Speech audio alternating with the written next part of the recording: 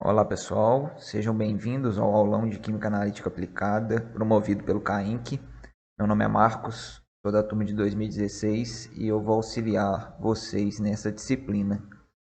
Bom, para a gente começar a falar de Química Analítica Aplicada, vamos falar de dois principais temas da disciplina, que seria linguagem química e processo de diluição.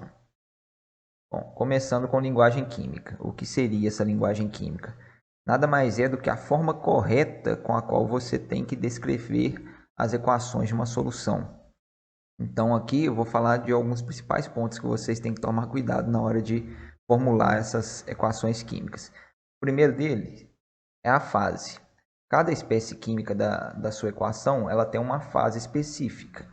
E é muito importante você identificar em qual fase essa espécie química está naquela solução.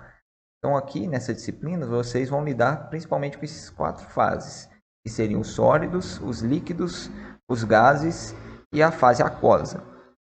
Sólido, principalmente nesse início de disciplina, vai ser mais comum vocês tratarem de sólidos quando você estiver falando de sais. Todos os sais, a princípio, eles são sólidos. Então, sempre quando você for escrever uma dissociação de um sal, você vai começar com um composto sólido. Mais para frente, com o andar da disciplina, vocês vão ter contato com outras espécies que também são sólidas, como, por exemplo, os óxidos, os hidróxidos pouco solúveis e os metais no estado puro. Outro também que é muito comum são os líquidos. O principal dele seria a água, que em qualquer reação que você estiver descrevendo, qualquer solução que você estiver descrevendo aqui na disciplina, por ser soluções aquosas, ela vai estar presente. Então, isso daqui vocês vão conviver muito com esse composto. E além disso, vocês vão ter mais contato na forma líquida, seriam os ácidos inorgânicos fortes. Aí aqui eu coloquei um exemplo, que seria o ácido sulfúrico, mas também você teria o HClO4 e o HNO3. É claro que tem outros compostos que também são líquidos, mas basicamente esses que vocês vão lidar aqui. Gasoso é bem semelhante, vai ter alguns ácidos fortes que vão ser gasosos, como por exemplo o ácido clorídrico, também teria o iodídrico e o bromídrico, e alguns outros compostos, como por exemplo a amônia e o ácido carbônico. Você também vai tratar dele na forma gasosa, mas isso daqui mais para frente na disciplina. E a fase aquosa, que vai aparecer sempre em todas as situações, que é quando a sua espécie já está em solução. Então isso vai aparecer tanto para íons, tanto cátion quanto ânions, quanto para espécies não dissociadas, como por exemplo aqui o ácido acético. Então a forma aquosa vai ser usada para descrever toda a espécie que está em solução.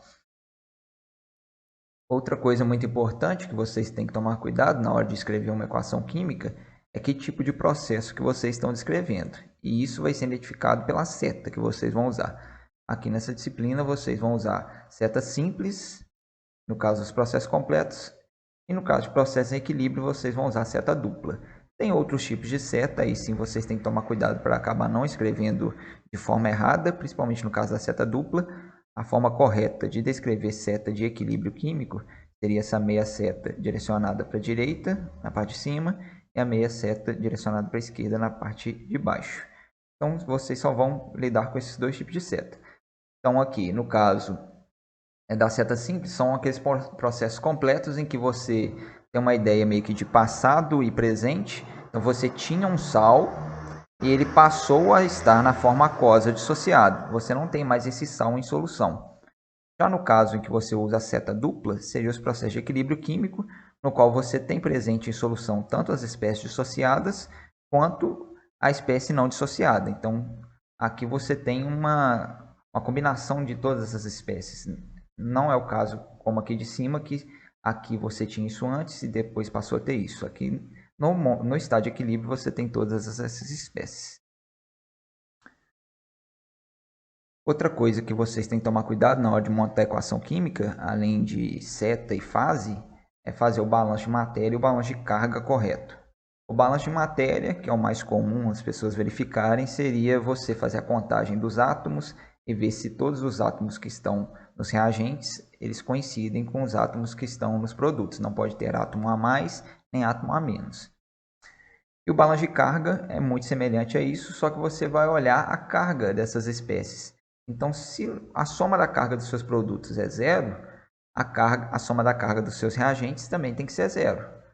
Como, por exemplo, posso pegar esse exemplo anterior aqui, ó, no caso do Ki. O balanço de matéria, você tem um átomo de potássio aqui e tem um átomo de potássio aqui. Um átomo de iodo, um átomo de iodo. A carga aqui é zero. Então, desse lado aqui também tem que ser zero. Então, tem uma carga positiva e uma negativa, que no total dá zero. Então, seria você verificar isso. Mesma coisa acontece aqui. Aqui você tem carga zero, aqui você tem um mais 2 com menos 2, que também dá zero. Então, é basicamente isso que você tem que se preocupar em linguagem química. Agora, vamos para alguns exemplos. Ó, aqui fala de uma solução de sulfato de cobre 2 pentra-hidratado. Quando não especifica se é uma solução saturada, não fala nada além de simplesmente uma solução, você vai partir do princípio que é uma solução que foi feita sem excesso de sal. Então, você vai supor que foi um processo completo, uma seta simples que você vai usar. No caso aqui, é o sulfato de cobre pentra-hidratado, que seria um sulfato de cobre 2 com 5 águas de hidratação. Essas águas de hidratação elas estão retidas aqui dentro do próprio retículo cristalino, então esse conjunto todo aqui é um sólido. A forma de dissociar isso aqui é muito semelhante de um sal normal. Você vai dissociar a parte aqui do sal, como se fosse um sal qualquer. Então, você vai formar o CO2+, e o SO4 2-. No caso aqui é o CO2+, porque é o sulfato de cobre 2. E, além disso, você vai liberar 5 águas que estavam retidas no retículo cristalino. Água na fase líquida e as outras espécies na fase aquosa. Por que a água não é fase aquosa? No caso aqui, a gente está falando de soluções em fase aquosa. E no caso aqui, se eu libero água para essa solução, a água é meu próprio solvente. Então, quando eu estou tratando do meu solvente, ele não está dissolvido. A água não está dissolvida na água. A água é o próprio solvente. Então, ela está na forma líquida. Aqui ela representa o meu solvente. Então, aqui seria basicamente isso. Seta simples, porque não falou de saturação de solução. Dissociação normal dos compostos. Aqui você tinha um sólido, em solução eles formaram as espécies aquosas e a água permaneceu líquida. Agora, uma outra forma de falar de uma solução que foi feita, uma dissolução completa, é você falar literalmente isso, uma dissolução completa do nitrito de cálcio. E, além disso, ele complementou falando que o ácido nitroso participa de um equilíbrio com H+, e o nitrito. Então, a primeira coisa, dissolução completa do nitrito de cálcio. Aqui não gera dúvida, né, quanto à formação ou não de equilíbrio químico. Então, a dissolução completa vai ser uma seta simples. Você vai ter um nitrito de cálcio. Aqui você vai formar o Ca2+, e 2 nitritos. Aí vocês podem ver que tem a garantia do balanço de matéria e balanço de carga. Tem um cálcio, 2 nitrogênios, 4 oxigênios. 2 cargas negativas, 2 cargas positivas, total zero aqui também. É sempre bom conferir isso, principalmente no início da disciplina, que você ainda está se familiarizando com esse tipo de equação. Além da dissolução, ele me falou uma outra coisa, que o ácido nitroso participa de um equilíbrio com H+ e o nitrito. Então, o que vocês vão fazer é descrever exatamente essa solução, porque ainda não vimos o equilíbrio ácido-base, que é onde vocês vão aprender em essa reação sem a necessidade da descrição dela, como ocorreu aqui nesse exercício. Então, aqui você tem um ácido nitroso formando H+ e nitrito. No caso do ácido nitroso, ele está na forma aquosa, porque ele está em equilíbrio em solução. Porque aqui a própria questão falou, participa de um equilíbrio com H+.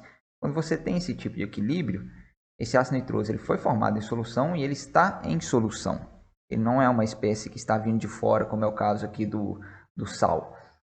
Então, aqui sim, ele já está na forma aquosa. Então, nos equilíbrios ácido-base de ácidos fracos, todas as espécies envolvidas no equilíbrio, elas estão na forma aquosa. E a convenção é você escrever o ácido protonado formando a sua base conjugada. Então, sempre o ácido nitroso vai estar aqui na esquerda e o nitrito aqui na direita. Outro caso, solução de fosfato de sódio, cloreto de manganês 2 e ácido clorídrico. Então, fosfato de sódio. Não falou nada sobre a solução, então a dissolução completa vai formar 3 sódios e um fosfato. Cloreto de manganês 2, a mesma coisa, não falou nada sobre esse sal, então você vai supor que foi uma dissolução completa, vai formar o manganês e o cloreto. E, por fim, o ácido clorídrico. O ácido clorídrico ele tem um comportamento diferente do ácido nitroso, que aí sim é uma lista de ácidos que vocês vão ter que já se familiarizar, que seriam os ácidos fortes. Ele é um desses casos. O ácido clorídrico em solução, ele não gera equilíbrio. Então aqui você sim vai descrever na forma padrão dele, que é um ácido clorídrico gás, formando as espécies em solução, porque você não consegue ter ácido clorídrico em solução, como ocorre aqui no caso do ácido nitroso. Isso daqui é um caso muito específico, vocês vão lidar principalmente com 6 casos, então a maioria das vezes vai ser nesse formato aqui. Aí agora, solução de sulfato de sódio, cloreto de zinco e ácido acético. O ácido acético participa de um equilíbrio formando acetato e H+, muito semelhante ao que ele falou para o ácido nitroso no caso anterior. Então, sulfato de sódio, você vai ter a dissolução de sulfato de sódio, normal. O cloreto de zinco também é a mesma coisa, processo completo, porque ele não falou sobre a dissolução de sal, não especificou nada. E o mesmo, ó, ácido acético participa de equilíbrio formando acetato e H+. Ácido acético, para simplificar, na disciplina a gente trata ele como HAC, consequentemente a base conjugada que seria o acetato é o AC-. A forma de descrever é bem semelhante à outra. Seguindo, solução de nitrato de cobre 2 em uma solução saturada de fosfato de alumínio. Agora já tem uma diferença. Aqui você tem uma solução de nitrato de cobre 2, então ela é semelhante ao que a gente já tinha feito. Você vai ter o nitrato de cobre 2 dissociando de forma completa, formando cobre e nitrato. E junto com ele tem uma solução saturada, aí tem que tomar cuidado com essa palavra aqui, de fosfato de alumínio. O que significa eu ter uma solução saturada? Eu coloquei o fosfato de alumínio na minha solução, só que eu coloquei além do que a minha solução comportaria dissolver e dissociar. Então ainda sobrou fosfato de alumínio lá em solução para ser dissolvido. Só que esse processo ele não é estático. Ao mesmo tempo que esse sulfato de alumínio ele vai se solubilizando para a solução, os íons alumínio e fosfato eles vão retornando para a forma de sólido. Então, visualmente é algo estático, mas quimicamente falando é um processo dinâmico. Então, sempre que falar de solução saturada, aí sim vocês vão tratar essa dissolução do sal como processo de equilíbrio. E qual que vai ser a diferença da descrição dessa solução para a descrição de uma solução insaturada, uma solução qualquer de sal? Vai ser simplesmente a seta de equilíbrio. Vocês podem ver que a forma como eu fiz a dissociação do fosfato de alumínio seria a mesma caso a solução fosse insaturada, só que a diferença está aqui, ó, eu usei seta de equilíbrio químico. Então, sempre que aparecer saturada, é equilíbrio químico. E aqui, por último, uma solução de sulfato de sódio, cloreto de cálcio, e ele fala que é a formação de um sólido sulfato de cálcio. Então, aqui, essa primeira parte é a dissociação completa de dois sais, né, porque não especificou nada. Então, sulfato de sódio dissociando e o cloreto de cálcio dissociando. E por último, formação do sólido sulfato de cálcio. Isso aqui é um caso específico de equilíbrio químico, que vocês vão ver mais para frente na disciplina, que é um equilíbrio de precipitação, que é o fato do sulfato ter sido gerado em solução na presença do cálcio. Eles, quando estão juntos, geram um equilíbrio de precipitação, que é a formação de um sal pouco solúvel, que seria o sulfato de cálcio. Só que como é a forma de eu representar isso? Por mais que a princípio você tenha a ideia de que eu adicionei o sulfato na solução e adicionei o cálcio, e o sulfato de cálcio só formou depois, passa essa ideia de que ele seria um produto, mas tem convenções na forma de representar equações químicas. E sempre você vai representar a dissociação de um sal, colocando o sal como reagente e os compostos dissociados dele como produto. Então a forma de você representar a formação do sólido sulfato de cálcio é a mesma que eu te pedisse uma solução saturada de sulfato de cálcio. Então, você pode ver aqui que é semelhante ao que a gente fez aqui para o fosfato de alumínio. Você vai escrever a dissociação do sal normalmente com seta de equilíbrio. Beleza. Agora a segunda parte desse assunto seria os processos de diluição, que aí sim começa a tratar mesmo da química analítica. A primeira parte do processo de diluição é importante vocês saberem desenhar um diagrama esquemático. O que seria esse diagrama esquemático? Ele nada mais é do que desenhos que você vai fazer e esses desenhos vão representar o seu problema. É uma forma de você facilitar a compreensão do exercício para quem estiver corrigindo ou para quem você estiver apresentando o problema e para você se guiar também, para você não ter que toda hora ter que retornar o texto para ver qual que é o próximo passo que você tem que fazer. Então aqui eu trouxe os casos mais comuns de representações que vocês vão ter que desenhar nesses tipos de diagrama. Ele não precisa ser nada complexo, desde que ele seja claro, então não precisa se preocupar em desenhar a vidraria certinho, você pode tratar tudo como caixotes mesmo, isso não é relevante para a interpretação dele. Aqui no caso, ó, um dos mais comuns, que é adicionar uma espécie química. Você vai ter aqui um caixote, você vai colocar a espécie química aqui em cima e uma seta direcionada para ele. Isso aqui você vai estar representando a adição, por exemplo, aqui de 25,8 gramas de citrato de sódio nesse recipiente, que pode ser um Becker ou um Erlenmeyer, tanto faz. Outra coisa também que é muito importante, transferência de alíquota. Quando você pega uma parcela de uma solução e transfere para outro recipiente. Como você pode representar isso? Você puxa uma seta do recipiente de origem para onde ele vai ser armazenado e nessa seta você indica o volume que você está transferindo. Então, eu estou pegando 10 ml daqui e passando para cá. Completar o volume.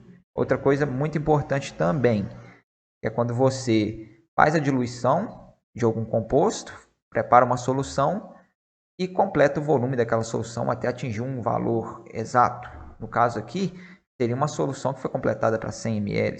Então, eu estou indicando que o que está aqui dentro desse recipiente, no total, tem uma solução de 100 ml. Essa é a forma de representar. Você coloca o valor e indica uma seta aqui no topo do recipiente. Transferir toda a solução. É semelhante à transferência de alíquota, só que aqui, como você não está transferindo uma parcela só, você quer mostrar que você transferiu tudo, você não precisa especificar o volume aqui. É só você circular o recipiente e puxar uma seta dele, mostrando que você está transferindo aquilo para outro recipiente. Quando há formação de precipitado, que seria o caso daquelas soluções saturadas que formam sal no fundo do recipiente, você pode fazer esse mesmo círculo só na parte do precipitado, que aí você tem que diferenciar ele do restante da solução e fazendo a transferência dele. Ou você pode fazer o contrário, que é transferir o sobrenadante. Aí você circularia o sobrenadante e transferiria para outro recipiente. Basicamente esses os casos. Vão ter outros, mas são muito específicos que aí vocês vão saber lidar na hora que aparecer. Quais que são os cálculos que vocês vão lidar aqui? O principal seria envolvendo as três variáveis mais comuns, que seria o número de mol, o volume da solução e a concentração da espécie, que seria essa relação aqui, que a concentração é o número de mol de uma espécie dividido pelo volume no qual ela está.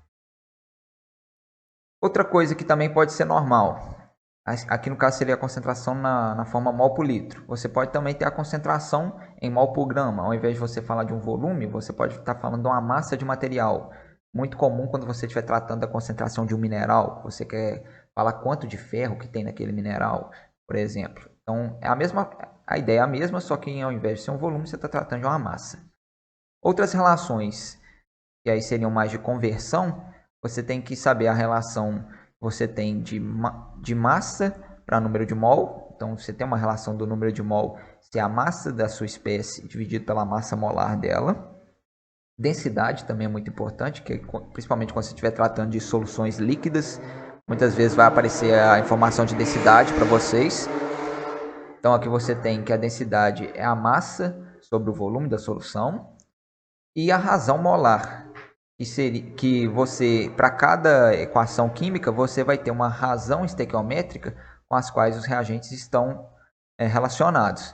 Reagentes ou os produtos, ou um reagente e um produto. Isso daqui é muito importante para você fazer os cálculos estequiométricos e calcular uma concentração em cima de uma outra que você já sabe. Então vamos para o primeiro exemplo. Isso aqui é de uma prova anterior do semestre de 2019/2. Ele trata do seguinte. Uma amostra de 2,5 gramas contendo chumbo 2 foi dissolvida em cerca de 20 ml de ácido nítrico e o volume completado para 50 ml. Uma alíquota de 20 ml foi transferida para um balão de 100 ml e o volume completado.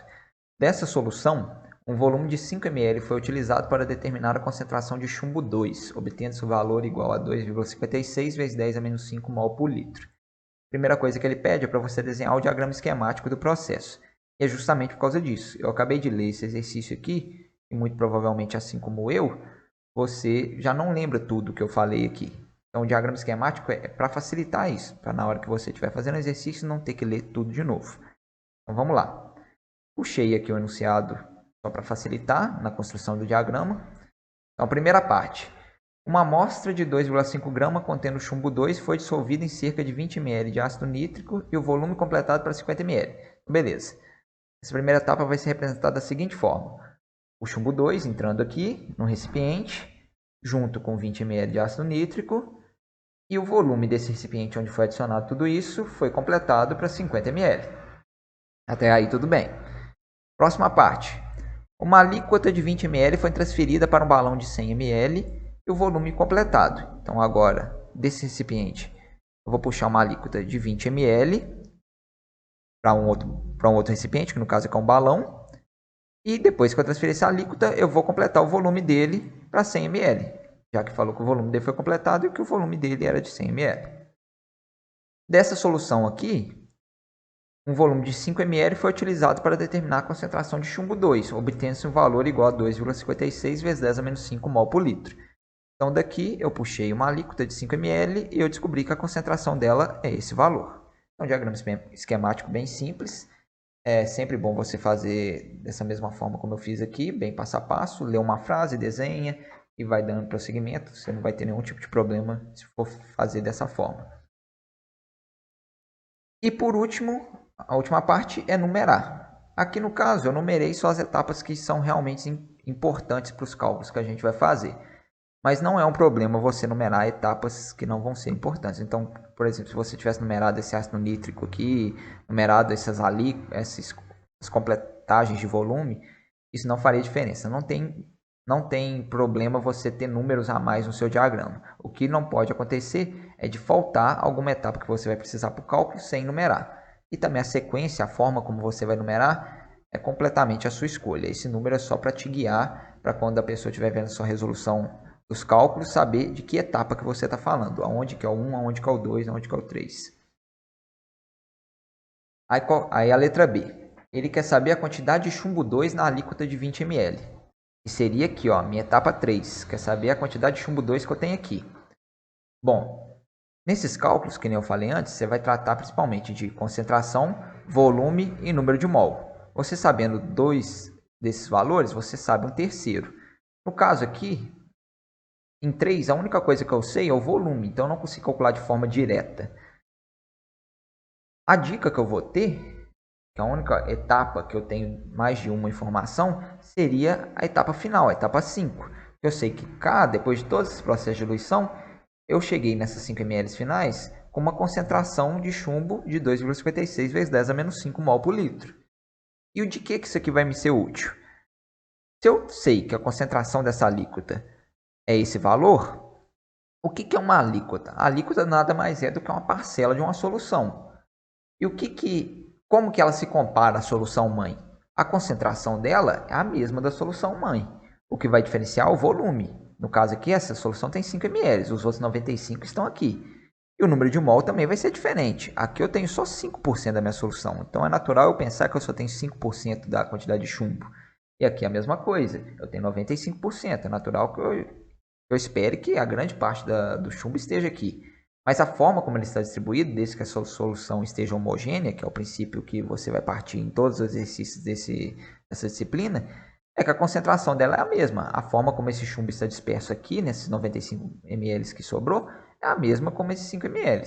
Então aqui você vai começar comparando essas concentrações. Então a concentração de chumbo em 4 é igual a concentração de chumbo em 5, que vai ser esse 2,56 vezes 10 a menos 5 mol por litro. Então sempre se preocupar com essa forma de descrição. Sempre comparando uma etapa com a outra, que nem eu fiz aqui, a concentração de chumbo em 4 é igual a de 5, que é igual a esse valor. E sempre escrevendo as unidades, nunca números puramente. Todos os números têm unidade. Tá, agora eu já sei a concentração daqui. Só que a concentração de 4 vai ser a mesma da de 3? Agora não, porque 3 eu adicionei aqui e depois eu completei esse volume para 100 ml. Eu fiz uma diluição. Então, o que eu tinha em 20 ml, agora eu tenho 100. Eu diluí ele em 5 vezes. Mas o que vai ser igual de 4 para 3? O número de mol. Todo o chumbo que está aqui em 4, ele é proveniente de 3. É a única fonte de chumbo. Então, é natural pensar que o N4 de chumbo é igual ao N3 de chumbo. É essa comparação que você vai fazer aqui agora. N3 de chumbo é igual a N4 de chumbo. E o que é o N4 de chumbo? N4 de chumbo é a concentração dessa solução vezes o volume. E isso eu sei. A concentração eu determinei aqui na etapa anterior. E o volume eu sei que é de 100 ml. Então, vai ser 2,56 vezes 10 a menos 5 mol por litro. O volume eu vou passar para litro, né, para trabalhar com as mesmas unidades. E eu vou chegar numa quantidade de 2,56 vezes 10 a menos 6 mol de chumbo.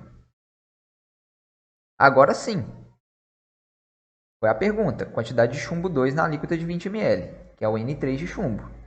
Então aqui eu cheguei na resposta final do exercício. Na letra C, ele já quer saber a concentração do chumbo na amostra inicial, que seria aqui em 1. Eu posso aproveitar os cálculos que eu fiz na letra B. Eu não preciso refazer tudo aquilo. E isso vai ser muito importante, porque aqui é uma questão de continuidade. Como a minha primeira etapa foi calcular aqui, eu vou ter que ir voltando até chegar no 1. Então, do 5 eu vim para o 4, do 4 eu vim para o 3, do 3 eu vou vir para o 2 e do 2 eu vou ir para o 1. Então, a próxima etapa aqui é ver qual relação que eu tenho de 3 com 2. 3 com 2 é uma relação semelhante de 5 com 4. 3 é uma alíquota de 2. Então, a concentração de 3 é igual a de 2. Então, a concentração de 2 de chumbo é igual a concentração de 3 de chumbo. E o que vai ser a concentração de 3 de chumbo? Vai ser o número de mol de chumbo que eu tenho em 3, que eu calculei na letra B, dividido pelo volume de 3, que é a informação que ele já me deu no enunciado, que era de 20 ml.